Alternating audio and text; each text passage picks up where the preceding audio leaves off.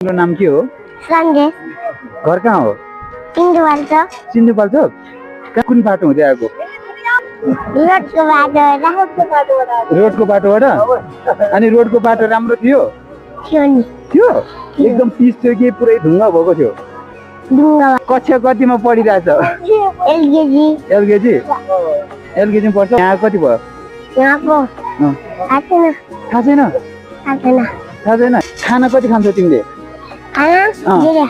धेरै पढ्न सक्छौ रहेछौ? सक्छ? अझै धेरै पढ्ने कि थोरै पढ्ने?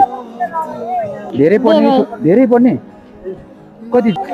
अनि तिमीलाई होइन यो घुम्नमा कस्तो रमाइलो भइरहेछ कि छैन? अनि बुबा आमाको याद आउँछ कि आउँदैन? आउँदैन अहिले? खुसी भएर बस्ने ल। अनि साथीहरू कति धेरै छ? साथीहरू धेरै छ कि थोरै छ अहिले तिम्रो? धेरै छ? ल राम्रोसँग पढ्ने ल है, धेरै राम्रोसँग पढ्ने, बुझ्यो? राम्रोसँग पढ्ने, गुड।